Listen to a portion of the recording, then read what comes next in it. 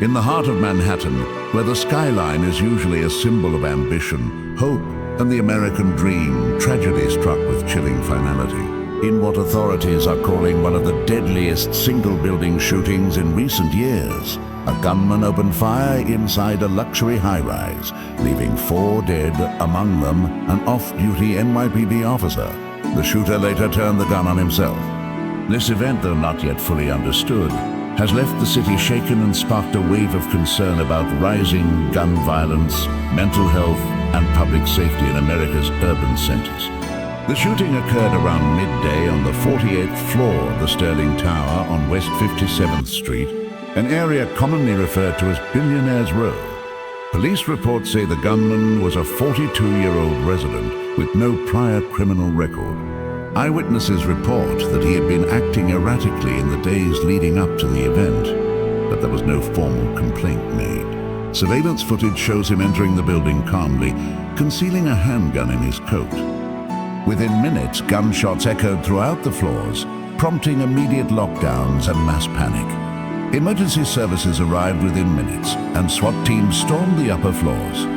It was there that they discovered the bodies of 2 men and 1 woman, believed to be residents, along with the body of a 4th victim, an off-duty NYPD officer visiting the building. The shooter was found dead at the scene with a legally registered firearm in hand. Authorities are currently investigating whether this was a targeted attack or a random act of violence triggered by mental instability. The impact of this tragedy extends far beyond the physical scene. New York City Mayor Eric Adams addressed the public just hours after the incident, stating, "We are heartbroken. These were innocent people, our neighbors, our protectors, our fellow citizens. We must confront the root causes of this violence." He vowed to launch a full-scale review of building security protocols and re-evaluate the city's gun ownership licensing procedures. As the nation mourns the loss of yet more innocent lives, deeper issues once again rise to the surface. Questions surrounding mental health treatment, firearm access, urban isolation, and the erosion of community trust are now central to the conversation. America has long grappled with mass shootings in schools, malls, and places of worship, but an attack in a luxury skyscraper adds a new layer of complexity to the gun violence narrative.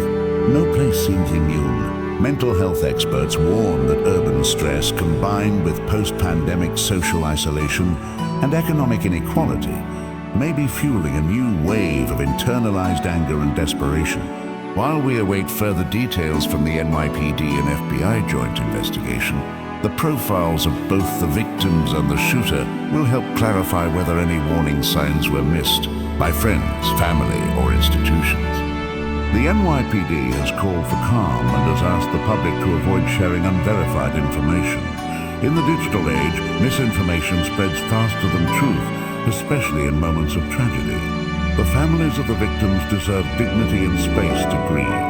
A memorial is already growing at the base of the Sterling Tower, with flowers, candles, and handwritten notes from New Yorkers who, whether they knew the victims or not, are united in sorrow and solidarity. This event is not just a tragedy. It's a stark reminder of how fragile life can be, even in the safest seeming environments.